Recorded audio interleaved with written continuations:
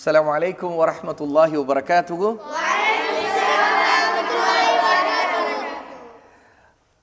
நாம இந்த உலகத்தில் வாழ்ந்துக்கிட்டு இருக்கோம் இல்லை, இந்த பூமியில் நாம் எப்படி வந்தோம்? வானத்திலிருந்து அல்லாஹ் நம்மை அப்படியே இந்த பூமிக்கு தூக்கி வீச, அப்படியே வானத்தில் அப்படியே பறந்துக்கிட்டு வந்து கீழே விழுந்தோமா? அப்படி விழுந்திருந்தா நம்ம என்ன ஆகியிருப்போம்? செதறிருப்போம். அப்படியே மண்டை வேறு, கை கால் வேறு, மண்டையா தெரியாது, எல்லாம் பிச்சு செதறி போயிருக்கும். அல்லாஹ் நம்மை அப்படி படைக்கல. அல்லாஹ் நம்மை எவ்வளவு சேஃபா பத்திரமா படைச்சிருக்கான்னு யோசிச்சு பார்த்தா தெரியும். அல்லாஹு தஆலா நம்ம மேல எவ்வளவு கருணை காட்டியிருக்காங்க. ஒரு குழந்தையா பிறக்கும் போது நம்மால இந்த உலகத்துல என்ன நடந்துகிட்டு இருக்குன்னு கூட புரிஞ்சிக்கவே முடியாது. நமக்கு பக்கத்துல யார் இருக்கிறாங்கன்னு கூட நமக்கு தெரியாது. அல்லாஹு தஆலா நம்முடைய அம்மாவுடைய கர்ப்பப்பை, வயிற்றுல அந்த பையில இருந்து பத்திரமா நம்ம வளர்த்து, அதுவும் ஒரு டிராப் தண்ணி மாதிரி நாம் ஆரம்பத்தில் இருந்திருப்போம். அதுக்கு பிறகு கொஞ்சம் கொஞ்சமா ரொம்ப சேஃபா அம்மாவுடைய வயிற்றுக்குள்ள நம்ம வளர்ந்து, பிறகு ரொம்ப பத்திரமா இந்த உலகத்துக்கு அல்லாஹ் தஆலா நம்மை வெளியே கொண்டு வந்திருக்கிறோம். இப்படி அல்லாஹ் நம்மை படைச்சிருக்கனால தான் நாமெல்லாம் இந்த உலகத்தில் இருக்கிறோம். இல்லை, இந்த உலகத்துக்கு நம்மை அனுப்பணுன்ட்டு அல்லாஹ் தஆலா தூக்கி வீசி இருந்தான்னு வைங்களேன், நாம இந்த உலகத்தில் நம்முடைய நிலைமை என்ன ஆயிருக்கும்? செதறி போயிருக்கும்.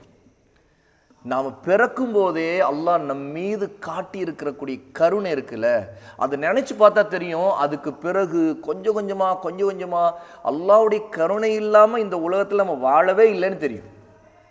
அல்லாஹ்வுடைய மெர்சி, ரொம்ப நம்ம மேல அல்லாஹ் காட்டக்கூடிய அன்பு. அதனால தான் அல்லாஹ் நமக்கு ஒரு அம்மா அத்தாவை, தாய் தந்தையை கொடுத்துருக்கிறான். அவங்களும் நம்மை ரொம்ப அலட்சியமா வளர்க்கலை. ரொம்ப நம்ம மேல பாசத்தோடும் ரொம்ப அக்கறையோடும் ரொம்ப நம்மை பாதுகாத்து வளர்த்துருக்கிறாங்க.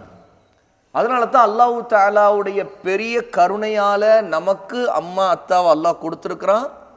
நாமும் இந்த உலகத்தில் இப்போ நான் இவ்வளோ உயரம் வளர்ந்துருக்கிறேன் அப்படின்னா எங்கள் அம்மா அத்தா என்னை ரொம்ப பத்திரமா வளர்த்துருக்குறாங்கன்னு அர்த்தம்.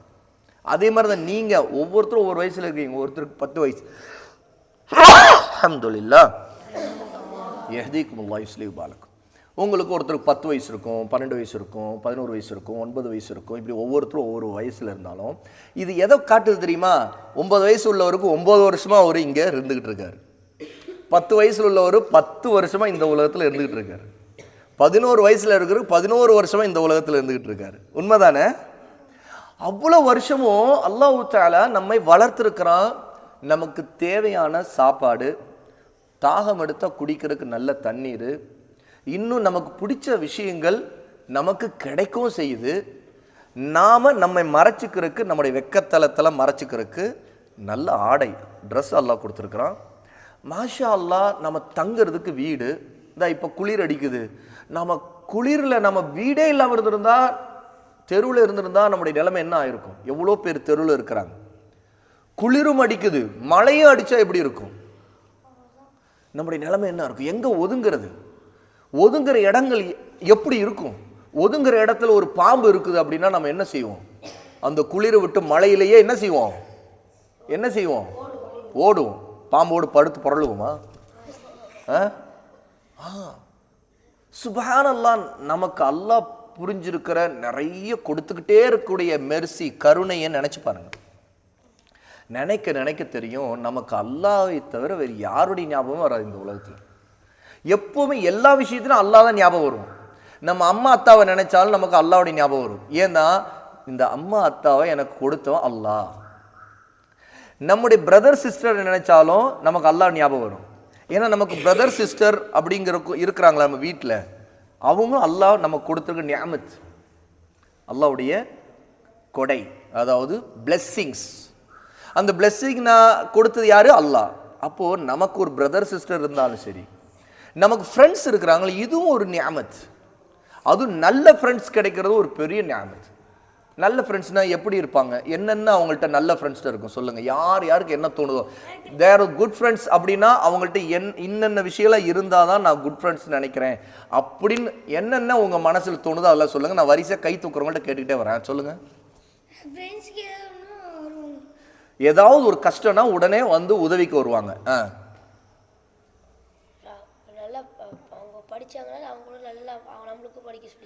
அவங்க நல்லா படிப்பாங்க, படிச்சுக்கிட்டு நமக்கும் படிப்பை சொல்லி தருவாங்க. நமக்கு தெரியலன்னு நமக்கு டீச் பண்ணுவாங்க. என்ன குட் ஃப்ரெண்ட்ஸ். அப்புறம் நாம ஏதாவது ஒரு போட்டி நல்ல விஷயத்துல சரியா போட்டி போடுறோன்னா நம்ம என்கரேஜ் பண்ணுவாங்க. அதாவது இன்னும் நல்லா செய்யி, நீ ஃபர்ஸ்ட் வரணும், நீ இதுல வந்து ஜெயிக்கணும் அப்படின்னு சொல்லிட்டு நமக்கு மோட்டிவேட் பண்ணுவாங்க. ஓகேயா? அது கெட்ட விஷயமா இருந்துச்சுன்னா அந்த கெட்ட விஷயங்கள்ல போட்டின்னு தான் என்ன செய்வாங்க அந்த நல்ல ஃப்ரெண்ட்ஸ் தடுப்பாங்க, பண்ணக்கூடாது அப்படின்னு சொல்லி, இது தப்பு, இந்த மாதிரி விஷயத்துல போட்டி போடாத.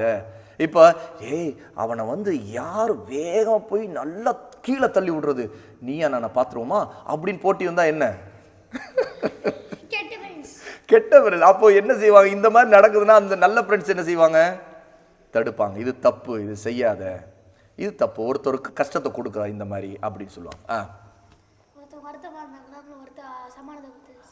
ஒருத்தவங்க வருத்தத்தில் ஏதோ மனசுக்கு கஷ்டமா ஏதோ ஒரு விஷயத்தில் இருக்கிறாங்க அப்படின்னா, அதாவது அவங்க வந்து இவங்கள்ட்ட வருத்தப்பட்டாலும் சமாதானம் பண்ணுவாங்க. சரி கோபிச்சுக்காத அப்படின்னு சொல்லிட்டு சமாதானப்படுத்தி அவங்களுக்குள்ள நல்ல ஃப்ரெண்ட்ஷிப்பை வந்து மெயின்டைன் பண்ணுவாங்க.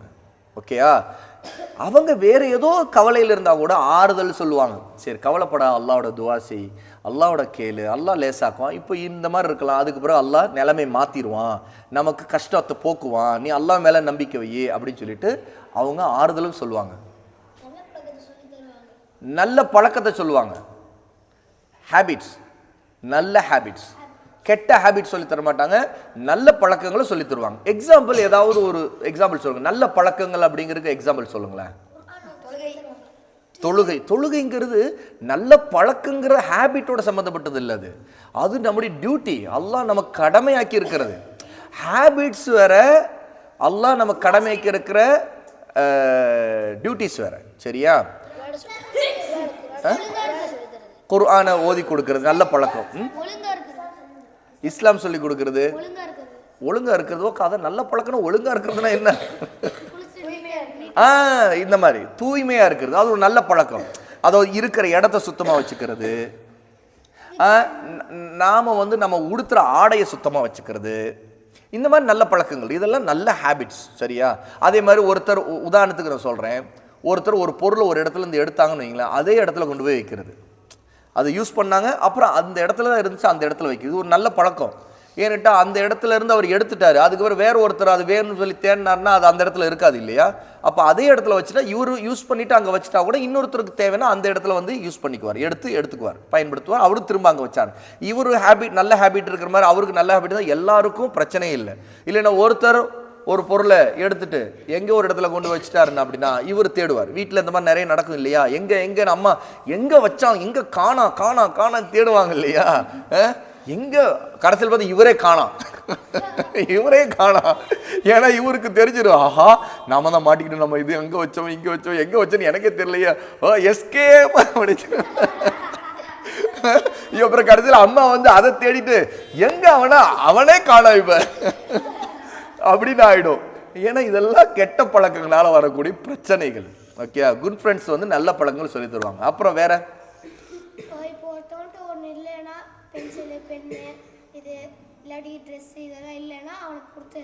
மாஷா அல்லாஹ்.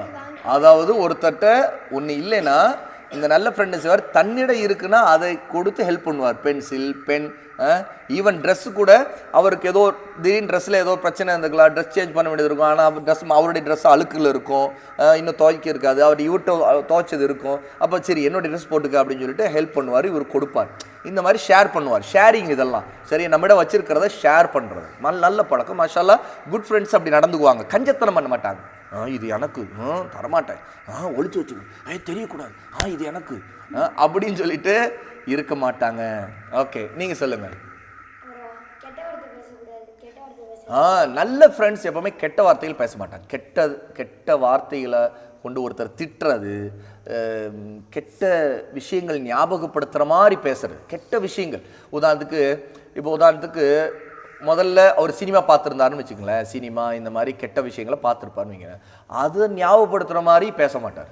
ஏன்னா கெட்ட விஷயங்களை ஞாபகப்படுத்தக்கூட கூடாது. நமக்கு தெரிஞ்சிருக்கணும், அல்லாஹ் நம்மை மன்னிக்கணும், நாம் அதை வாயில் தர சொல்லக்கூடாது, அதை மற்றவங்க தெரிஞ்சுக்கிற மாதிரி சொல்லவும் கூடாது, கேட்கவும் வைக்கக்கூடாது. ஏன்னா கெட்ட விஷயங்கள் அவருக்கு தெரியாமல் அல்லது அவருக்கு தெரிஞ்சிருந்தால் அவருக்கு ஞாபகம் இல்லாமல் இருந்திருக்கும். அப்போ இவர் என்ன சொல்லிடுவார், அந்த கெட்ட விஷயங்களை சொல்லி என்ன செய்திருவார், ஞாபகப்படுத்திடுவார். அப்போ குட் ஃப்ரெண்ட்ஸ் வந்து கெட்டதை ஞாபகப்படுத்த மாட்டாங்க, நல்லதை தான் ஞாபகப்படுத்துவாங்க.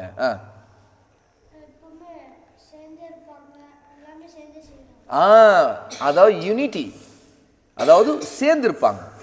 ஒருத்தருக்கு ஒருத்தர் முறைச்சிக்கிறது, என்னது கோஷ்டி உருவாக்கிக்கிறது, நாமெல்லாம் ஒரு ஃப்ரெண்ட்ஸு, அவங்கெல்லாம் அவங்க வேற, நாம் அவங்களோட சேரவே கூடாது, நாம் ஒன்றா இருக்கணும், நாம் மட்டும் தான் ஒன்றா இருக்கணும் அப்படின்னு சொல்லிட்டு இருக்க மாட்டாங்க. இவங்க என்ன செய்வாங்கன்னு கேட்டால் யூனிட்டி பார்ப்பாங்க, அதாவது ஒற்றுமையை உருவாக்குவாங்க, சேர்ந்து இருக்கணும்னு நினைப்பாங்க, எல்லாரும் ஒன்றா சேர்ந்து இருக்கணும், சண்டைகள் போடக்கூடாதுன்னு நினைப்பாங்க. அதே நேரத்தில் ஒரு விஷயம், நல்ல ஃப்ரெண்ட்ஸ் கெட்ட ஃப்ரெண்ட்ஸோட தான் சேர மாட்டாங்க. புரியுதா? ஏன் சேர மாட்டாங்கன்னா அவங்கள மாதிரி தாங்களும் ஆயிடுவோம், அல்லது தங்களுக்கும் அந்த மாதிரி அவங்களை போல உள்ள கெட்ட பேர் வந்துடும் அப்படின்னு பயப்படுவாங்க. நல்ல ஃப்ரெண்ட்ஸ் எப்பவுமே கெட்ட ஃப்ரெண்ட்ஸை திருத்த நினைப்பாங்க. அது தப்பு இல்லை, அதுக்கு பேர் சேர்றது இல்லை, திருத்த நினைப்பாங்க. அதாவது அவங்களோட இருக்கிறாங்கிறதுக்காக இவங்க ஒரு லிமிட் மெயின்டைன் பண்ணிக்கிட்டே இருப்பாங்க. அதாவது ஒன்றா அவங்களோட எல்லாத்துலேயும் சேர மாட்டாங்க, ஆனால் அவங்க செய்கிற தப்பை அழகான முறையில் மென்மையாக அவங்களுக்கு தனியாக அவங்களுக்கு புரிகிற மாதிரி சொல்லுவாங்க. இது தப்பு, இது நம்ம செய்யக்கூடாது, இது அல்லாஹ் தடுத்துருக்கிறான், அல்லாஹ்வுடைய நபி ஸல்லல்லாஹு அலைஹி வஸல்லம் தடுத்துருக்கிறாங்க, ஆக இதை நம்ம செய்யக்கூடாது, இதை விட்டு விலகிடு அப்படின்னு சொல்லிட்டு திருத்த பார்ப்பாங்க. ஆனால் கெட்ட ஃப்ரெண்ட்ஸை வந்து சேரக்கூடாதுங்கிற பேரில் அவங்க திருத்தமாக கூட இருக்க மாட்டாங்க. இல்லை சில சமயங்களில் வந்து திருத்தறதுக்காக நம்ம எடுத்த ஏதோ ஒரு ஸ்டெப் எடுக்கிறோன்னா அதுவே பெரிய பிரச்சனையாக மாறலாம் அப்படின்னு இருந்துச்சுன்னா அப்போ அவங்க ஒதுங்கியே இருப்பாங்க. ஏன்னா அவங்களால முடியாத ஒரு விஷயத்தில் அவங்க ஒதுங்கி இருப்பாங்க. புரியுதா?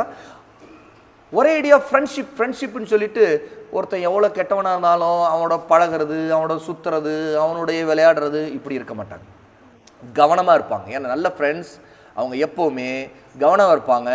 தங்களிடம், அதாவது தன்னிடம் ஏதோ கெட்ட குணம் ஒருத்தட்டு இருக்கக்கூடியது வந்துடக்கூடாது, அவங்கள போல கெட்டதை பேசக்கூடியவங்கள தான் மாறிடக்கூடாது அப்படிங்கிறதுக்காக ரொம்ப எச்சரிக்கையாக இருப்பாங்க. அப்புறம் நல்ல ஃப்ரெண்ட்ஸ்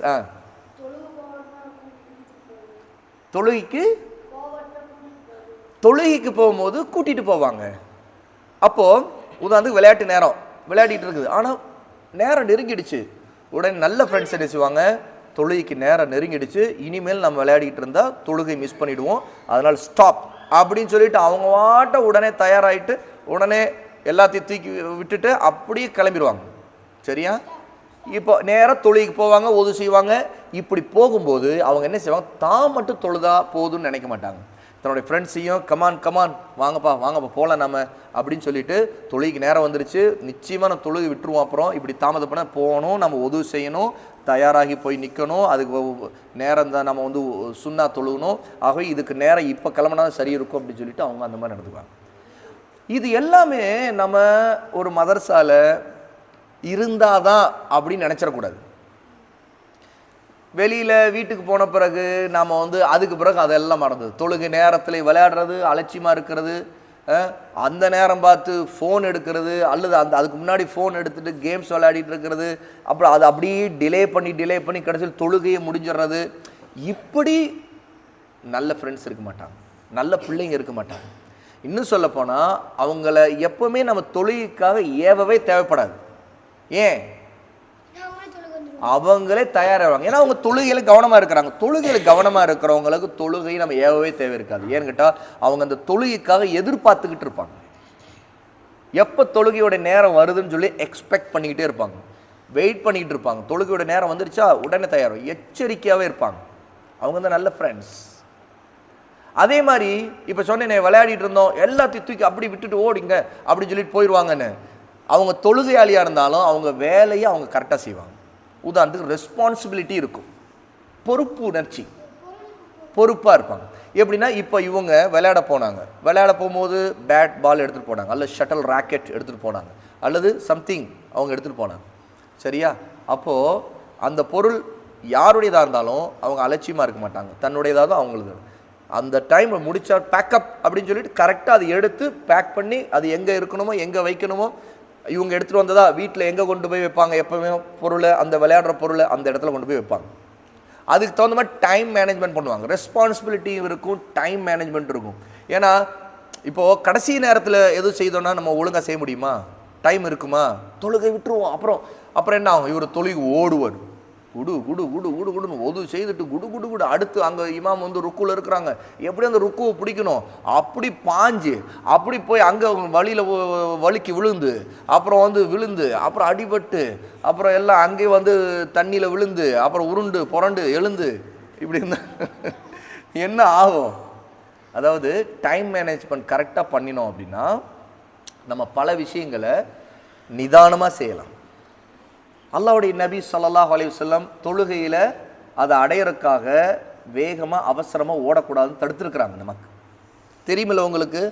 அதனால தான் இமாம் ருக்குவில் இருந்தால் கூட, நாம் ருக்குவுக்கு போக போகிறாருன்னா கூட, நாம் ஒது செய்கிற நேரமாக இருக்குது அப்படின்னா ஒது செய்து நிதானமாக நடந்து தான் போகணும். அவசரமாக ஓடி போய் உடனே விட்டுறக்கூடாது, ஜாயின் பண்ணிடணும் அப்படின்னு அது பெரிய ஈமான் விஷயம் அப்படின்னு நினைக்கக்கூடாது. ஏன்னா அல்லாஹ்வுடைய நபி சொன்னதை செய்கிறது தான் ஈமான். அல்லாஹ்வுடைய நபி சொன்னாங்க, ஓடாதீங்க, நிதானமாக நடந்து போங்க, கிடைச்சதை தொழுங்கன்னு சொன்னாங்க. அப்போ இமாம் ருக்குலேருந்து எழுந்து அடுத்து கியாம் நின்றுட்டாரு அப்படின்னா அந்த ரக்காயத் போனாலும் பரவாயில்ல. ஏன்னா அந்த ரக்காயத்தை அடுத்து திரும்ப தொலை போகிறோம். சலாம் கொடுத்தோன்னே நம்ம எழுந்து நின்று அது விட்ட ரக்காயத்தை நம்ம தொலை போகிறோம். அதனால் நம்ம அவசரப்படவே கூடாது. அப்போ நல்ல ஃப்ரெண்ட்ஸ் இதில் எல்லாம் கவனமாக இருப்பாங்க. அப்புறம் வேற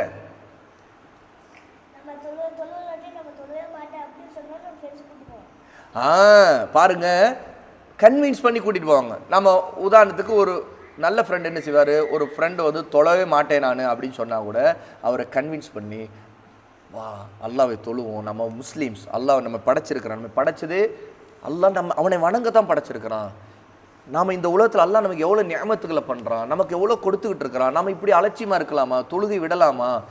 தொழுதாதான் நம்ம நல்லவங்களாக இருக்க முடியும். நம்ம படைச்சவனுக்கு நம்ம நன்றி செலுத்தணும்.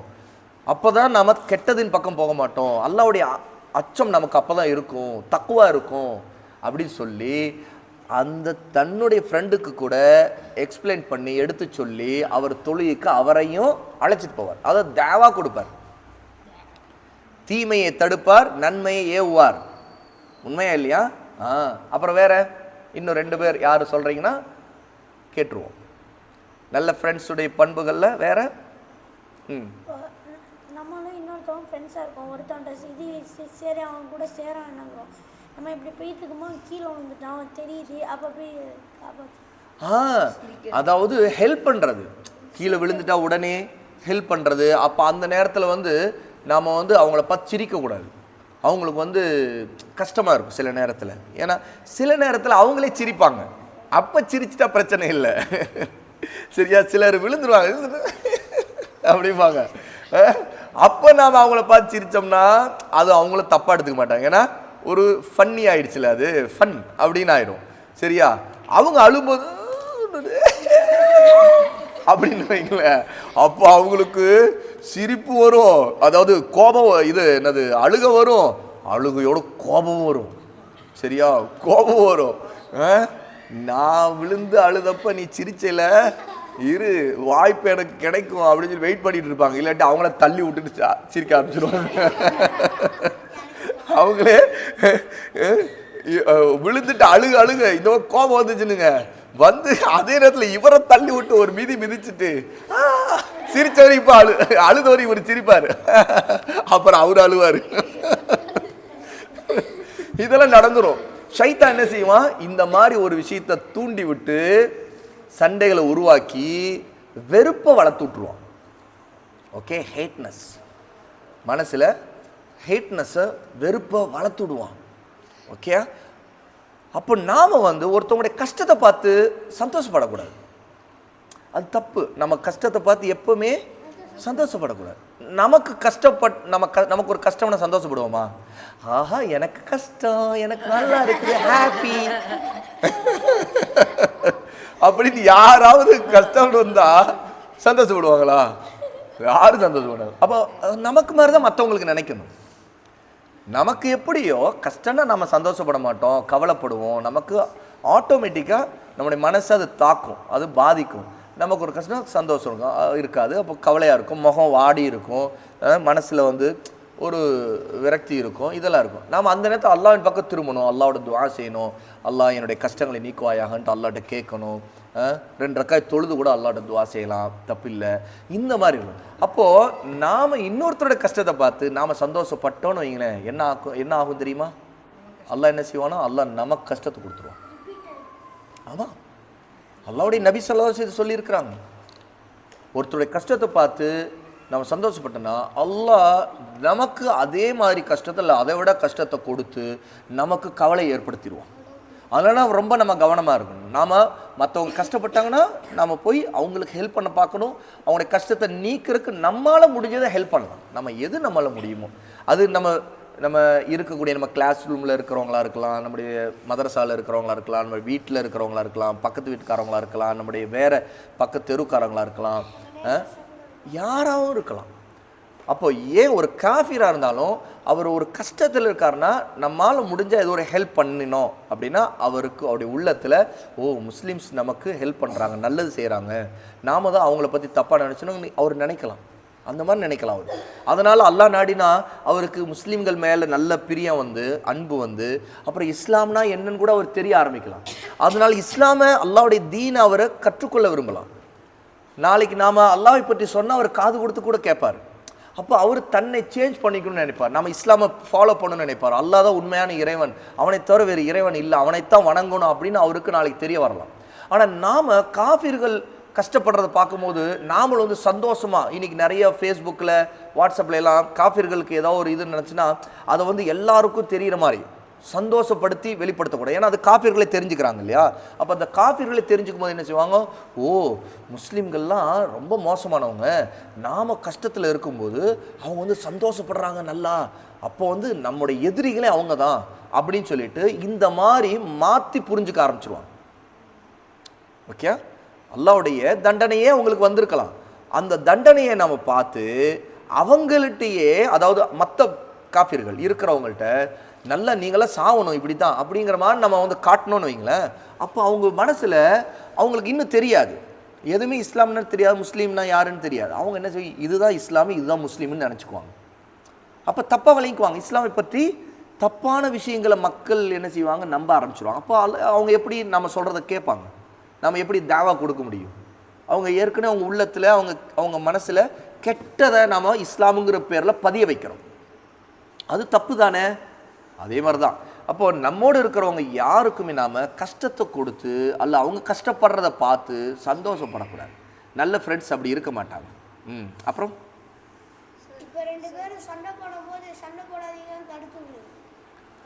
நல்ல ஃப்ரெண்ட்ஸ் அது நம்ம ஏற்கனவே சொன்னோம். 2 பேர் சண்டை போட்டால் கூட தடுக்கணும், அதை தடுத்து விடணும், பிரித்து விடணும் அவங்கள. அவங்க 2 பேரும் உருண்டு புரண்டா கூட ஆளை புடி புடி புடி புடி புடின்னு சொல்லிட்டு அவங்க அப்படி இப்படின்னு பண்ணிட்டு இருப்பாங்க. அப்புறம் அப்படி லபக்குன்னு சொல்லி அப்படி இறுக்கி கட்டி பிடிச்சி அப்படி அந்த பக்கம் ஆளை தள்ளிட்டு போ, அந்த நீ அவரை பிடிச்சி தள்ளிட்டு போ அப்படின்னு சொல்லி 2 பேரை பிரித்து விடணும். பிரித்து விட்டு அவங்களுக்கு பொறுமையை சொல்லணும். சபரு, கொஞ்சம் பொறுமையாக இருக்கும், எல்லாம் சரியாயிடும் இன்ஷா அல்லாஹ். அல்லாஹ் லேசாக்குவான். தப்பு யார் மேலே இருந்தாலும் அல்லாஹ் மன்னிக்கணும், செய்ய வேணாம். சரி, ஒருத்தருக்கு ஒருத்தர் இது இந்த மாதிரி நடந்து கொள்ளக்கூடாது, அவர் தப்பு செய்திருந்தால் அது தப்பு, அல்லாஹ்ட்ட மன்னிப்பு கேட்டுருங்க, நீங்களும் இந்த மாதிரி நடந்துடக்கூடாது, தப்பு மன்னிப்பு கேட்டுருங்க அப்படின்னு சொல்லிட்டு சமாதானம் பண்ணணும். அந்த மாதிரி நல்ல ஃப்ரெண்ட்ஸ் அப்படி நடந்துக்குவாங்க. அவங்க வந்து 2 பேர் சண்டை போட்டா சூப்பர் அடி அடி தான் அவன் எனக்கு அப்படி பண்ணான், அன்னைக்கு நான் வந்து கீழே விழுந்தப்ப சிரிச்சுக்கிட்டு இருந்தான், இப்போ ஓங்கி குத்து மிதி இந்த அவன் சிரிச்சா பாரு வாயிலே மிதி அப்படின்னு சொல்லி அப்படின்னு சொல்லிட்டு உட்காந்து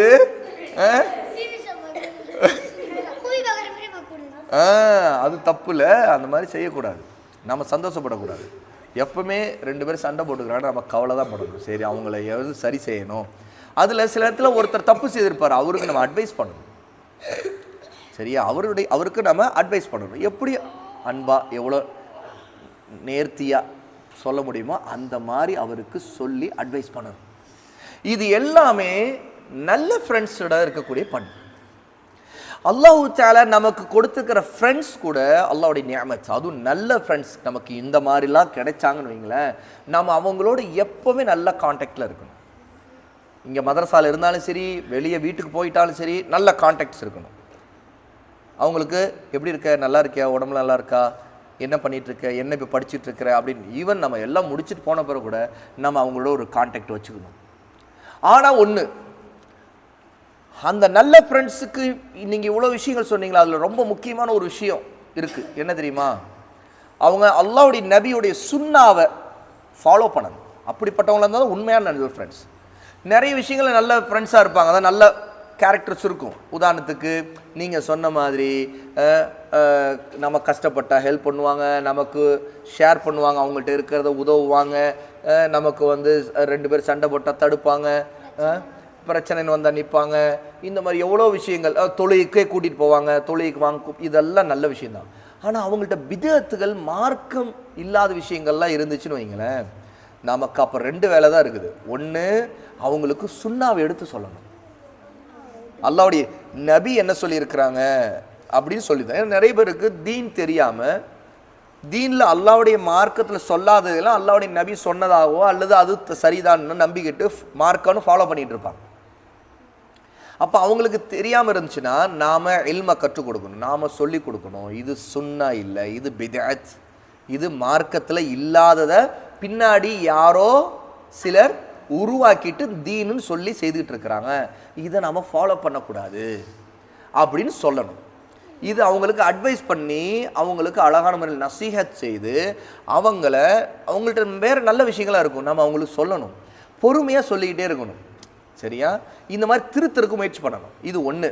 2வது, அவங்க ரொம்ப மோசமாக அந்த பிதஅத்தான மார்க்கம் இல்லாததெல்லாம் மார்க்கம் நம்பிக்கிட்டு ஃபாலோ பண்ணுறாங்க, மக்களுக்கும் அது சொல்கிறாங்க அப்படின்னா, அதுக்கு பிறகு அவங்களோட உறவே வச்சுக்கூடாது, முழுக்க விலகணும். வெரி குட், மாஷா அல்லாஹ், முழுக்க விலகிக்கொள்ளணும். இன்னும் சொல்ல போனால் விலகிக்கொள்வது மட்டும் இல்லை, இப்போ நீங்களாம் சின்ன பசங்களாக இருக்கனால உங்களுக்கெல்லாம் இதை பற்றி அவ்வளோ பிரச்சனை இருக்காது.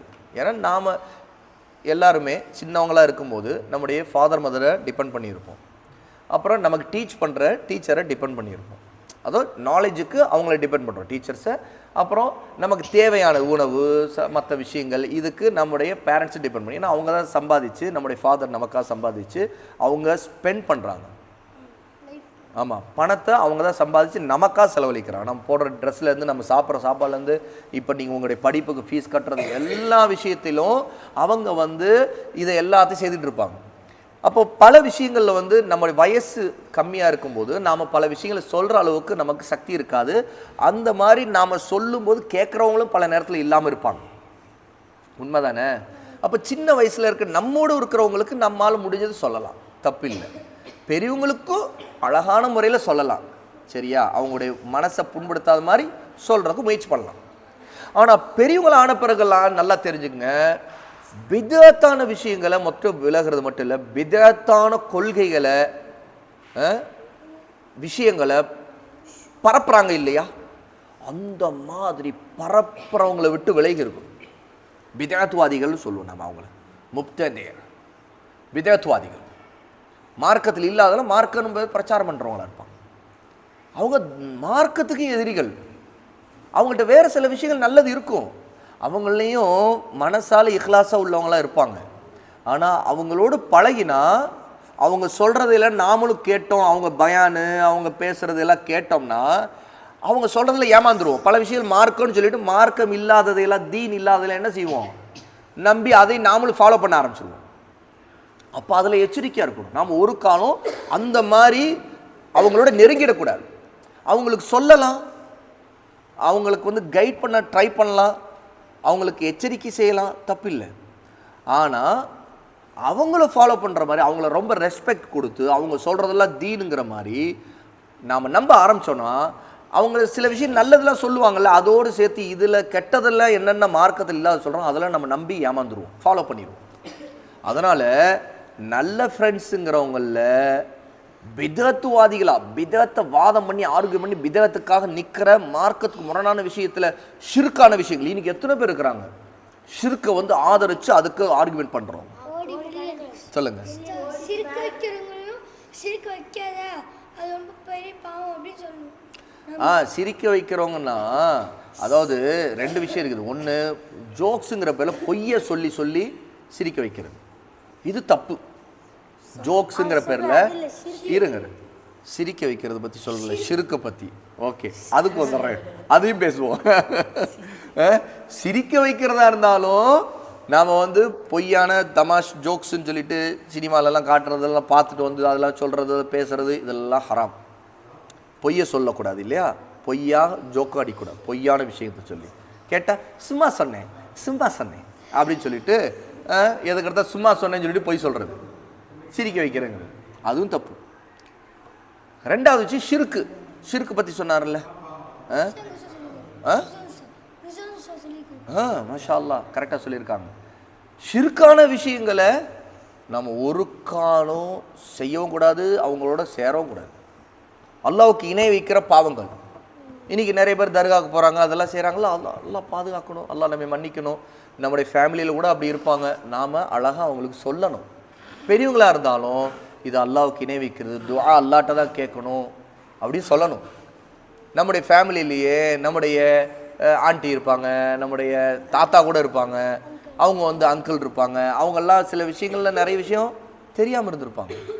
சரி, அவங்க நம்பிட்டு இருந்திருப்பாங்க சரின்னு. ஏன்னா அவங்களுக்கு டீச் பண்ணவங்க அல்லது அவங்களுடைய பெரியவங்கன்னு அவங்க யாரை நம்பினாங்களோ அவங்கெல்லாம் இந்த மாதிரி காரியங்களை செய்தது இவங்க பார்த்தாங்கல்ல, அதை ஃபாலோ பண்ணிக்கிட்டே இருப்பாங்க. அப்போ நமக்கு தெரிஞ்சிருச்சு அல்லாஹுக்கு தான் எல்லா இபாதத்துகளும் அப்படின்னு. அல்ஹம்துலில்லாஹி ரப்பில் ஆலமீன். அப்போ நம்ம தௌஹீத் அவங்களுக்கு அழகான முறையில் சொல்லணும். அப்போ ஷிர்க்கு, குஃபுரான அல்லாஹ்வை நிராகரிக்கிற மாதிரியான விஷயங்கள், பாவங்கள், பித்அத்துகள், இந்த மாதிரி விஷயங்கள் எல்லாம் நாம் எச்சரிக்கையாக இருக்கணும். அல்லாஹ்வுடைய நிஅமத்து தான் அல்லாஹ்வுடைய தௌஹீத், நமக்கு ஹிதாயா, ஈமான். அல்லாஹ்வுடைய நிஅமத், அல்லாஹ் நமக்கு கொடுத்துருக்க பிளெஸ்ஸிங்ஸ் தான் சுன்னா. அல்லாஹ்வுடைய நபியை நம்ம ஃபாலோ பண்ணுறது. அல்லாஹ்வுடைய நபியை ஃபாலோ பண்ணாத வரைக்கும் நம்ம நேர்வழி பெறவே முடியாது, நேர்வழியில் இருக்கவே முடியாது. எல்லா விஷயத்தையும் அல்லாஹ்வுடைய நபி என்ன செய்தாங்க, என்ன சொன்னாங்க, எப்படி நடந்தாங்கன்னு அதை தெரிஞ்சு அதன்படியே நடந்துக்கிட்டே இருக்கணும். புரியுதா? அதுதான் அல்லாஹ்வோட அஜ்ர் அதிகமாக ஆகிட்டே இருக்கும். கூலி, அல்லாஹ்ட்ட கூலி அப்படின்னு என்ன, சொர்க்கம் பெருசா கிடைக்கும். அப்போ நரகம் ரொம்ப தூரமாயிரும். நம்ம அல்லாஹ்வுடைய மன்னிப்பால சொர்க்கத்துக்கு போயிடுவோம் இன்ஷா அல்லாஹ். ஆகவே அல்லாஹ்வுடைய பிளெஸ்ஸிங்ஸ், அல்ஹம்துலில்லாஹ், அல்லாஹ் நம்ம இந்த பூமியில் நம்முடைய அம்மாவுக்கு பிறக்க வச்சு அவங்களையும் அல்லாஹ் நமக்கு ஒரு பிளெஸ்ஸிங்காக கொடுத்து நம்முடைய ஃபாதர் நம்மை கவனிக்க ஆரம்பித்து நமக்கு தேவையானதெல்லாம் அவங்க சம்பாதிச்சு செய்து அல்லாஹ் நம்ம வானத்தில் தூக்கி வீசலை. அல்ஹம்துலில்லாஹ், நாம் நல்லபடி இருந்துகிட்டு இருக்கிறோம், நல்லா வாழ்ந்துட்டு இருக்கிறோம். அல்ஹம்துலில்லாஹ், அல்லாஹ்வுக்கு நன்றி செலுத்தணும். வீட்டுக்கு போனாலும் எங்கே இருந்தாலும் நாம் அல்லாஹ்வுக்கு உண்மையாக இருக்கணும். வெளியே மக்கள் தெரிகிற மாதிரி இருந்தாலும் சரி, யார் பார்த்தாலும் சரி, பார்க்காவிட்டாலும் சரி, நாம் ரொம்ப உண்மையாக அல்லாஹ்வுக்கு பிடிச்ச மாதிரி நடக்கணும். இப்போ இன்ஷா அல்லாஹ் இன்னைக்கு நீங்கள் வீட்டுக்கு கிளம்பிடுவீங்க, வீட்டுக்கு போனாலும் இதை நல்ல ஞாபகம், அல்லாஹ்வுடைய பிளெஸ்ஸிங்ஸ் படி நான் நடக்கணும், அல்லாஹ்வுக்கு ஷுக்குர் பண்ணணும், நான் தொழுகை எல்லாத்துலேயும் கவனமாக இருக்கணும், சரியாக இருக்கணும், நல்ல ஃப்ரெண்ட்ஸோடு தான் சேரணும், கெட்ட ஃப்ரெண்ட்ஸை விட்டு விலகணும். அப்படி கெட்ட ஃப்ரெண்ட்ஸ் சில இருக்கிறாங்கன்னா நம்ம இருந்திருப்பாங்க, அதில் நமக்கு தெரிஞ்சவங்க பக்கத்தில் இருப்பாங்க, அவங்களுக்கு நம்ம நல்ல விதத்தில் அட்வைஸ் சொல்லணும், அவங்களோட பழகி அவங்களோட சுற்றக்கூடாது அப்படி நினைக்கணும். ஏன்னா அவங்களோட ரொம்ப சுற்றணும்னாலும் பிரச்சனை தான். ஏன்னா நம்ம அவங்களுடைய ஹேபிட் அவங்கள்ட்ட இருக்கிறதெல்லாம் ஒட்ட ஆரம்பிச்சிடும். எஸ், அவங்களுடைய கெட்ட ஹேபிட்லாம் நம்ம மேலே ஒட்டிக்கும். அதனால் கவனமாக இருக்கணும், அது ஒரு லிமிட் கடைபிடிக்கணும், சரியா மெயின்டைன் பண்ணணும், அவங்களுக்கு சொல்லவும் செய்யணும். அதுக்காகத்தான் அவங்கள மீட் பண்ணுறதா இருந்தாலும் சொன்னாலும் நம்ம செய்யணும். இதனால என்ன ஆகும், அல்லாஹ் நாடினா இன்ஷா அல்லாஹ் நம்மிட இருக்கிற நல்ல விஷயங்கள் அவங்க கற்றுக்கலாம். அல்லாஹ் நாடினா அவங்க என்ன செய்வாங்க, நேர்வழி பெறுவாங்க, ஹிதாயத் பெறுவாங்க. அல்லாஹ்வோட அவங்களுக்காக துவா செய்யணும், எல்லாருக்காக துவா செய்யுங்க. முதல்ல அம்மாவுக்காக, அத்தாவுக்காக துவா செய்யணும். அது நம்மோட வீட்டில் நம்மோட இருக்கிற பிரதர் சிஸ்டர் எல்லாருக்காக துவா செய்யணும். அதுக்கடுத்து நம்மளுடைய ரிலேட்டிவ்ஸ் அவங்களுக்காக துவா செய்யணும். எஸ், நம்முடைய ரத்த சொந்தம், பிளட் ரிலேஷன்ஸ் அவங்களுக்காகவும் துவா செய்யணும். அது மட்டும் இல்லை, நம்முடைய ஃப்ரெண்ட்ஸுக்காகவும் துவா செய்யணும். அப்புறம் நம்முடைய டீச்சர்ஸ், நமக்கு டீச் பண்ணுறவங்க, சில இடத்துல அவங்க கோபத்தில் கூட நம்ம ஏதாவது சில இடத்துல அடிச்சிருக்கலாம், நம்ம மேலே கோபத்தில் ஒரு விஷயத்தை கண்டிச்சிருக்கலாம், திட்டிருக்கலாம், அவங்களுக்காக துவா செய்யணும், சரியா? ஏன்னா அவங்க நம்ம மேலே உள்ள அக்கறையில் நம்ம செய்கிற தப்பை தடுக்கிறதுக்காகத்தான் என்ன செய்யலாம், சில இடத்துல திட்டிருப்பாங்க, சரி, ஏன்னா அவங்க கோபப்படுறாங்கன்னா நம்ம மேல வெறுப்புல கோபப்படுறது இல்லை, நாம செய்யற காரியம் இருக்குல்ல அந்த தப்பு மேல உள்ள வெறுப்புல தான் கோபப்படுவாங்க. புரியுதா? அதே மாதிரி நமக்கு சில விஷயங்கள் கஷ்டம் இருக்குன்னா கூட அந்த கஷ்டத்தெல்லாம் சபுர் செய்யணும். ஏன்கிட்ட நாம இதை கொண்டு அல்லாஹ்வை நெருங்கலாம், நல்ல விஷயம் தான் இது, நம்ம கஷ்டமா இருந்தாலும் செய்யணும் அப்படின்னு நினைச்சு செய்யணும். சொல்லுங்க, உங்க டவுட் என்ன? சார் டவுட் வந்து இது உங்களுக்கு யாராவது ஒரு விஷயம் சொல்லி கொடுக்கணும்னா நம்மளுக்கு நன்மை கிடைக்குமா? எஸ். நாம யாருக்காவது ஒருத்தருக்கு நல்ல விஷயத்தை சொல்லி கொடுத்தா, நல்ல விஷயமா இருந்தா, மார்க்கத்தில் உள்ளதா இருந்தா, நமக்கு அல்லாஹ்வோட கூலி கிடைக்கும். எவ்வளவு கூலி தெரியுமா? அவங்க அதை செய்தாங்கன்னு வைங்களேன், அந்த செய்தற்குள்ள கூலி அவங்களுக்கு கிடைக்கும்ல, அந்த கூலி அப்படியே அவங்களுக்கு குறைவில்லாம அவங்களுக்கு கிடைக்கும், அப்படி நமக்கும் கிடைக்கும். வலைக்கும் அஸ்ஸலாம் வரஹ்மத்துல்லாஹி பரக்காத்துஹு. ஓகே, அதே மாதிரி நமக்கு யாராவது நல்ல விஷயம், மார்க்கத்தை தீனான விஷயத்தை சொல்றாங்கன்னு வைங்களேன், அதை நம்ம கேட்டாலும் கூலி கிடைக்கும். இப்போ பாருங்க, இப்போ நான் உங்களுக்கு சொன்னேன் அல்ஹம்துலில்லாஹ் எனக்கு இன்ஷா அல்லாஹ் கூலி கிடைக்கும். நீங்க அமல் செய்தீங்கன்னு வைங்க, நீங்க எவ்வளவு அமல் செய்யணும் அதுக்கு உங்களுக்கு கூலி கிடைக்கும் இல்லையா? அல்லாஹ்வோட ரிவார்டு சவாபு கிடைக்கும்ல, அஜ்ர், அந்த நன்மை உங்களுக்கு மட்டும் இல்லை எனக்கும் கிடைக்கும். அதே மாதிரி இப்போ நான் இவ்வளவு விஷயத்தை சொன்னேன், நீங்க கேட்டீங்க பாருங்க, உங்களுக்கு கூலி கிடைக்கும், கேட்டதுக்கே கூலி கிடைக்கும். ஆமா, நீங்க இதுக்கு மட்டும் இல்ல, நீங்க லேர்ன் பண்றது, நீங்க அல்ஹம்துலில்லாஹ் நீங்க ஹிஃப்து பண்றீங்க, குர்ஆன் ஓதுறீங்க, உங்களுக்கு இஸ்லாமிக் ஸ்டடீஸ் இருக்குது, மாஷா அல்லாஹ் எல்லாம் படிக்கிறீங்க, இதுல உங்களுடைய ஃபாதர் மதருக்கு ஒபே பண்ணி தான் வந்திருக்கிறீங்க, அவங்க சொன்னாங்க கேட்டு வந்திருக்கீங்க, அதனால அவங்களுக்கு ஒபீடியண்டா இருக்கிறதுக்கும் கூலி கிடைக்கும், இங்க டீச்சருக்கு ஒபீடியண்டா இருக்கிறதுக்கும் கூலி கிடைக்கும். எஸ், ஆமா, முதல்ல எல்லாத்துக்கு மேல அல்லாஹ்வுக்கு ஒபீடியண்டா இருக்கணும், அல்லாஹ்வுடைய நபிக்கு ஒபீடியண்டா ஒபே பண்ணணும். ஷிர்க் வைக்கிறது பாவம், பெரும் பாவம். இந்த உலகத்துல மன்னிப்பு கேட்டுறணும், மறுமையில் ஒருத்தர் இந்த உலகத்துல ஷிர்க் பண்ணிட்டு அந்த ஷிர்க்கோடையே அல்லாட்ட தௌபா செய்யாம, அல்லாட்ட மன்னிப்பு கேட்காம, அதை பத்தி கவலைப்படாம அப்படியே இறந்துட்டான்னு வைங்களேன், நாளைக்கு மறுமையில அவருக்கு மன்னிப்பே இல்லை, நரகம்தான், நரகம்தான், நிரந்தர நரகம்தான். இந்த உலகத்துல கேட்கலாம். ஆமா, ஏன்னா இந்த உலகத்துல அல்லாஹ் தௌபாவை ஏத்துக்கிறான், மறுமையில ஷிர்க்கத்தை அல்லாஹ் மன்னிக்கவே மாட்டான், இந்த உலகத்துல மன்னிப்பான். இந்த உலகத்துல இப்பவே நம்ம தெரிஞ்சது யாதோ நம்ம தெரியாம ஷிர்க் பண்ணிட்டோம் தெரிஞ்சா அல்லாஹ்ட்ட அஸ்தக்ஃபிருல்லாஹ் சொல்லணும், மன்னிப்பு கேட்கணும். அல்லாஹ் நான் உனக்கு இனிமேல் இணை வைக்க மாட்டேன், இந்த பாவத்தை விட்டு விலகிக்கிறேன் அப்படின்னு சொல்லிட்டு அல்லாஹ்ட்ட மன்னிப்பு கேட்கணும், பாதுகாப்பு கேட்கணும் அந்த பாவத்தை விட்டு. அது பாவத்துல பெரிய பாவம் ஷிர்க், அல்லாஹ்வுக்கு இணை வைக்கிறது தான்.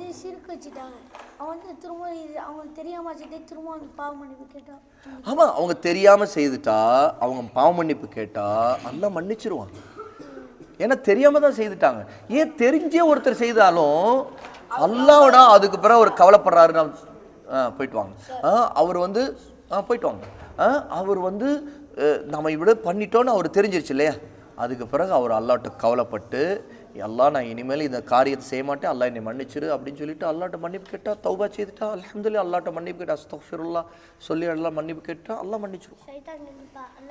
பாதுகாப்பு, பாதுகாப்பு கேட்கும். ஓகே, அல்ஹம்துலில்லாஹ் இப்போ நம்முடைய நேரம் முடிஞ்சிருச்சு.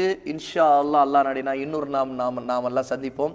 இன்னைக்கு உங்களுடைய பேரண்ட்ஸ் மீட்டிங் இருக்குது, மாஷா அல்லாஹ். அடுத்து நீங்க இப்போ சாப்பிட்டு எல்லாம் தயாராகணும். ஓகே, பாரக்கல்லாஹ் ஃபீக்கும். அல்ஹம்துலில்லாஹ் உங்களை எல்லாரையும் சந்திச்சு ரொம்ப சந்தோஷம். ரொம்ப நாளைக்கு பிறகு திரும்ப நம்ம சந்திச்சிருக்கிறோம். அல்ஹம்துலில்லாஹ், பாரக்கல்லாஹ் ஃபீக்கும். நீங்கள் வீட்டுக்கு போயிட்டா கூட நாளைக்கு கூட, நாளை மறுநாள் 3 நாள் உங்களுக்கு லீவ் இல்லையா? இன்ஷா அல்லாஹ் நீங்கள் என்ன செய்யுங்க, வாவ் அகாடமியுடைய யூடியூப் சேனலில் இருக்கிற வீடியோஸ்லாம் அப்போ பார்த்துக்கிட்டே இருங்க. பார்த்தா உங்களுக்கு இன்னும் நிறைய கிடைக்கும் இன்ஷா அல்லாஹ், நிறைய விஷயம் லேர்ன் பண்ணிக்கிட்டே இருக்கலாம் இன்ஷா அல்லாஹ். ஓகே, பாரக்கல்லாஹ் ஃபீக்கும். வ ஆகிரு தஅவானா அனில் ஹம்துலில்லாஹி ரப்பில் ஆலமீன். அஸ்ஸலாமு அலைக்கும் வரஹ்மத்துல்லாஹி வபரகாத்துஹு.